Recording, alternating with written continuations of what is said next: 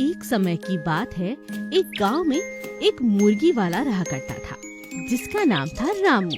वो अपनी सभी मुर्गियों को बहुत प्यार करता था, बहुत प्यार से पालता था और उनके अंडे बाजार में बेचा करता था। एक दिन रामू ने देखा कि उसकी एक मुर्गी काफी समय से अंडे नहीं दे रही थी। उसकी तबीयत खराब थी, वो हमेशा दुखी रहा करती थी। रामू मुर्गियों के डॉक्टर के पास उसे लेकर जाता है। डॉक्टर साहब, मेरी मुर्गी काफी समय से अंडे नहीं दे रही है और बीमार है, कुछ नाराज सी लगती है। डॉक्टर साहब कुछ समय बाद रामू से कहते हैं, तुम्हारी मुर्गी बहुत परेशान और उदास है। तुमने इसके सभी अंडे बाजार में बेच दिए, शायद इसी कारण वो उदास है। रामू डॉक्टर की बात सुन परेशान हो गया और इलाज के बारे में पूछने लगा। हाँ, इसका इलाज है। तुम अपनी मुर्गी के सामने कुछ नकली अंडे रख दो, जैसे मिट्टी के, प्लास्टिक के, किसी भी तरह के रख दो। मुर्गी उन्हें अपने अंडे समझकर उन्हें प्यार करेगी और जल्दी ही ठीक हो जाएगी। डॉक्टर की बात सुनकर रामू को थोड़ी तसल्ली हुई। उसने सीधा जाकर अपनी पत्नी को सारी बात बताई। अच्छा, यही कारण होगा।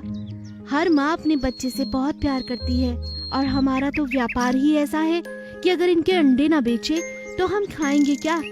लेकिन डॉक्टर साहब की ये बात मुझे बहुत पसंद आई। तुम यहीं बैठो, मैं अभी मिट्टी के अंडे बनाकर लाती हूँ। रामू की पत्नी घर के पीछे जाकर थोड़ी सी मिट्टी ले आती है। उनका आटा गूंदकर छोटे छोटे अंडे बनाती है और उन पर सफेद रंग कर देती है। थे तो वो मिट्टी के अंडे, लेकिन वो एकदम असली मुर्गी के अंडों जैसे लग रहे थे।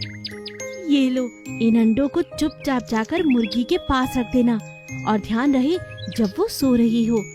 ऐसा करने से उसका ध्यान भटकेगा, वो इन अंडों को अपना बच्चा समझेगी और जल्दी ही ठीक हो जाएगी।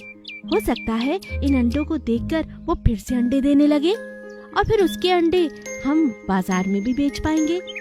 तुम ठीक कहती हो, मैं आज रात को ही ये काम कर दूंगा। रामू ने मौका पाते ही मिट्टी के अंडे मुर्गी के पास रख दिए। सुबह होते ही मुर्गी ने बांग दी और उसके बाद जब अपने अंडे देखे तो फूली न समाई। लेकिन जब रामू ने बाजार जाने के लिए अंडे इकट्ठे किए तो इस बार उसने मुर्गी के अंडों को नहीं लिया। यह देखकर वो बहुत खुश हुई और उसकी सारी उदासी दूर हो गई और फिर से अगले दिन से उसने अंडे देने शुरू कर दिए। जादुई मिट्टी की गाय। प्रज्ञा को अपनी गाय से बहुत प्यार था। वो बचपन से उसके साथ ही बड़ी हुई थी, उसके साथ ही पूरा दिन रहती। जब प्रज्ञा शादी के लायक हुई तो उसके पिता ने पड़ोस के गांव में एक अच्छा लड़का देखकर उसकी शादी तय कर दी। यह बात सुनकर प्रज्ञा जोर जोर से रोने लगी। पिताजी, मैं अपनी गैया के बिना नहीं रह सकती। आपने ऐसा क्यों किया पिताजी? उसके पिता उसे बहुत समझाते हैं और बताते हैं कि वो उसकी शादी के बाद गैया को उसके साथ ही भेज देंगे। प्रज्ञा की शादी हुई तो उसके पिता ने गैया उनके साथ ससुराल भेज दी। प्रज्ञा और उसकी गैया का दिल इस नए गांव में लग चुका था। दोनों बहुत खुश थे। लेकिन अचानक एक दिन गैया बीमार हो गई। उसने खाना पीना बंद कर दिया और दूध देना भी बंद कर दिया। क्या हुआ तुम्हें गैया? क्या हुआ है? मुझे बताओ, हे भगवान। प्रज्ञा के ससुराल वाले बहुत अच्छा इलाज कराते हैं, लेकिन गैया एक दिन अचानक सुबह सुबह मरी हुई मिलती है।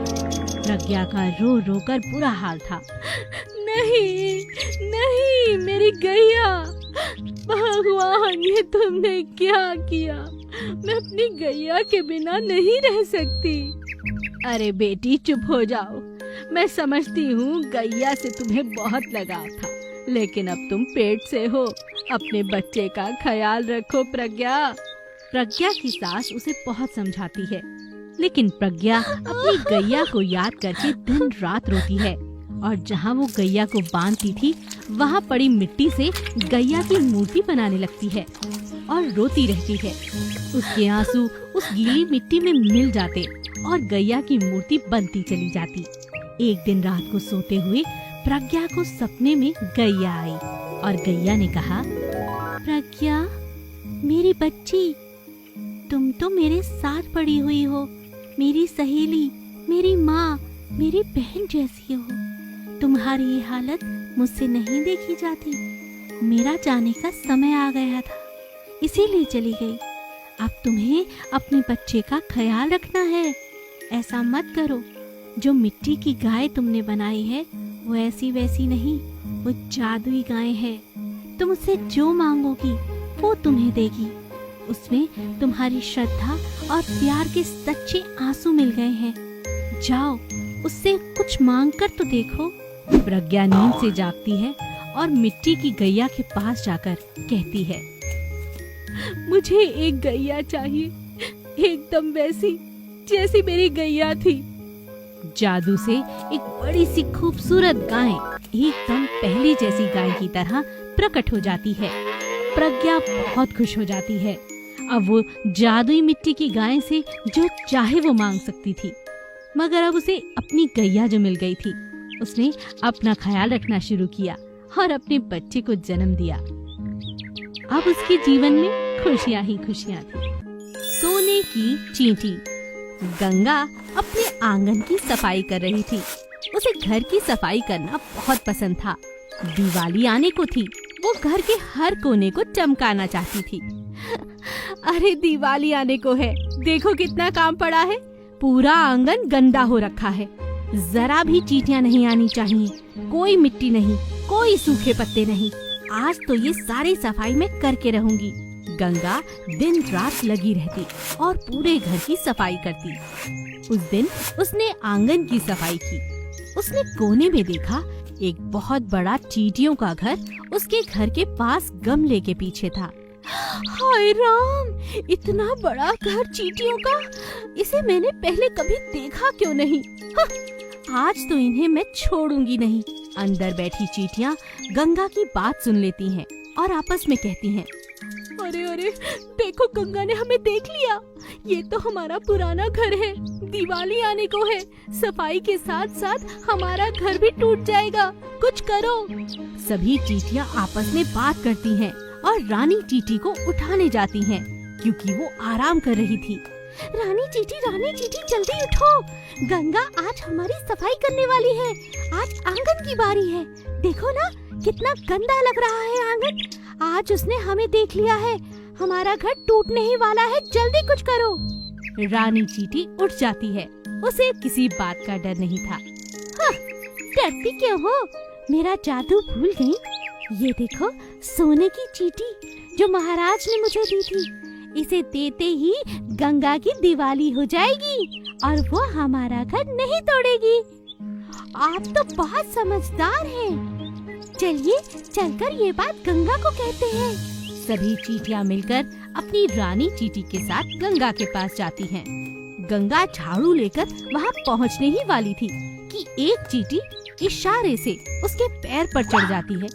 अरे अरे अरे अरे, इतनी चींटियां हो गई, देखो मुझ पर ही चढ़ रही है, तुझे नहीं छोड़ूंगी। तभी चींटी आवाज लगाती है, गंगा गंगा। हाँ, चींटी होकर आवाज लगाती हो, मेरा नाम भी जानती हो।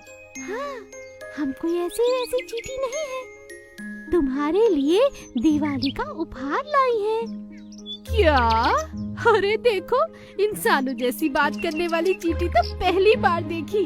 क्या उपहार है, जरा मैं भी तो सुनूं। ये लो, ये है सोने की चींटी, तुम्हें दिवाली मुबारक हो। सोने की चींटी? ये कहाँ से आई तुम्हारे पास? हाँ, ऐसी चींटियां तो हम तुम्हें हर हफ्ते दे सकते हैं, मगर उसके लिए तुम्हें हमारे घर को छोड़कर बाकी सब सफाई करनी होगी। अच्छा, ये बात है। और अगर तुमने मुझे काटा तो मेरे बच्चे यहीं खेलते हैं।